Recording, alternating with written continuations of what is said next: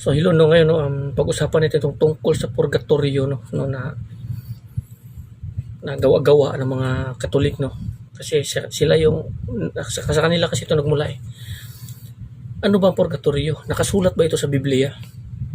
Gusto ko malaman yan no na ang lahat ng mga bagay na hindi nakasulat sa Biblia, gawa yan ng demonyo. Dito sa Biblia, mababasa mo dyan sa kautusan ng Panginoon na huwag niyong dagdagan o babawasan ang aking salita upang hindi ko ipakilala sa inyo na kayo ay sinungaling. Mababasa din natin yan doon sa kasulatan sa Revelation, no? Sa mga last chapter na ata yun, no? Na kung kahit sinong magdadagdag sa mga salita ng Diyos na nakasulat dito sa Biblia, ang kaparusahan na binanggit dito sa kasulatan, idadagdag sa tao. At kahit sino naman no, na magbabawas sa mga nakasulat din dito sa Biblia, babawasan din yung mga doon sa, ayun, nakababasa yan doon. So mag-ingat po tayo no, sa mga bagay na kung ano man ang pinapaniwalaan natin. Patungkol sa purgatorio, ang Biblia, klaro na nagsasabi, there is no such place as purgatory.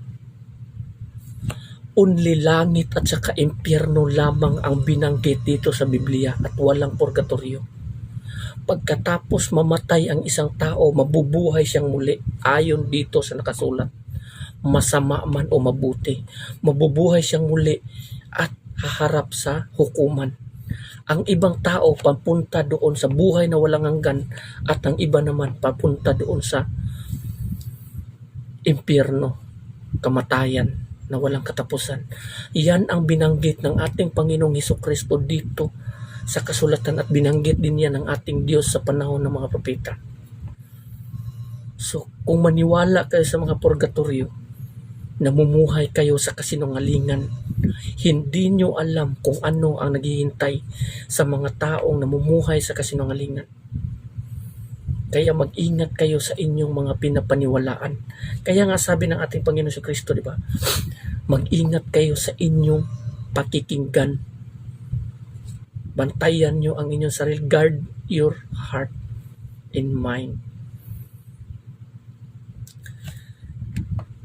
Dito, kailanman, kahit saan, wala kang mababasa dyan sa Biblia na purgatorio. Sabi nila kung ang isang tao daw, pag nasa purgatorio, maaari pang maligtas. Ang sinabi dito sa kasulatan, pagkatapos ng kamatayan, haharap sa hukuman. Ang tao, may chance lamang na magsisi at maligtas sa oras na buhay pa ang isang tao. Kaya nga sinabi dito sa kasulatan, di ba? As long as matatawag pa natin siya, tawagin na natin siya. As long as malalapitan pa natin siya, lumapit na tayo sa kanya. Kasi nga, pagkatapos ng buhay na ito, wala nang pagsisisi, wala nang balikan, tuloy-tuloy na yan. Pagpilian mo ang dalawang patutunguhan. Kahit doon kay Moises, pinagpili niya ang tao. Sinabi ng ating Panginoon sa pamamagitan ni Moises, maaari kayong magpili sa dalawa. Sa dalawa lamang ang inyong pipilian yan. Isa sa dalawa. Ang kamatayan at ang buhay. Kung ano ang inyong pipiliin, yun ay magiging inyo. Dalawa lamang at hindi niya sinabing purgatory. Ang taong nangangaral patungkol sa purgatory, sinungaling yan. Yan ang mga taong nagsasabi ng hindi niya alam at hindi existed. Hindi nakalagay sa Biblia at walang katotohanan patungkol sa purgatory at walang ebidensya. At walang sinabi ang Panginoon at wala ring ebidensya na nakasaad yan sa Biblia, sa kasulatan, sa kautusan. Paniwalaan nyo yan.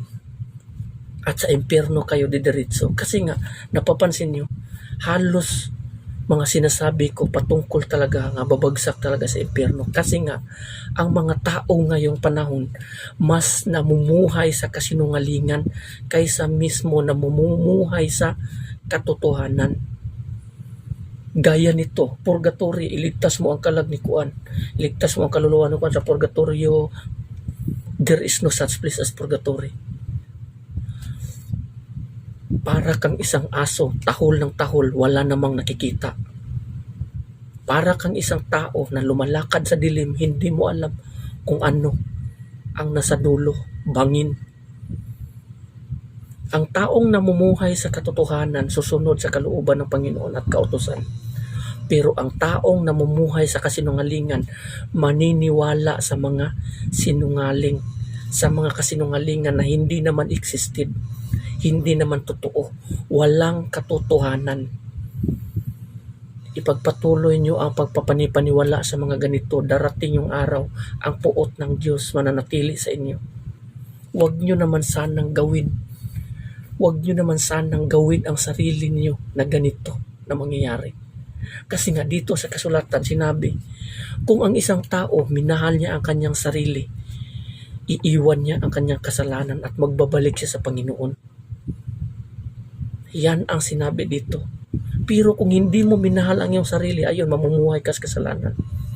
Mamumuhay ka sa kasalanan at kasinungalingan. Itong mga pare na ito, kahit sino mga tao na nagpapaniwala sa inyo niyan, nagpapatuo sa inyo, sundin nyo ito, purgatory. There is no such place as purgatory. Tapos sasabihan ka pa, 10 years sila sa college ganito, 10 years ka nga nag-aaral dyan, hangal ka pa rin, wala ka pa rin alam kung ano nakasaad sa Biblia. Kahit hindi nakasulat sa Biblia, dinagdagan nyo. Hindi nyo ba alam na lahat ng mga course, mga sumpa at galit at puot ng Diyos, idadagdag sa mga taong sinungaling? Ipakilala sa inyo sa Panginoon pagdating ng araw ang inyong pagkasinungaling dahil sa mga ipinangaral nyo na hindi naman nakasulat sa Biblia. Kaya mag-ingat po kayo dyan kasi ang kabayaran ng kasalanan, kamatayan. Madali lang talaga pasukin ang kamatayan, ang impyerno. Ang mga tao dyan, maniwala kayo sa akin, binalaan na tayo ng ating Panginoong Jesucristo na ang daan patungo sa kapahamakan, malapad at maraming taong nagsisiksikan at dumadaan doon. Idadagdag mo pa ba yung sarili mo? Pagsikapan mo na makadaan ka doon sa sigpit na daan. So hanggang dito na lang. Maraming salamat and God bless everyone. Amen.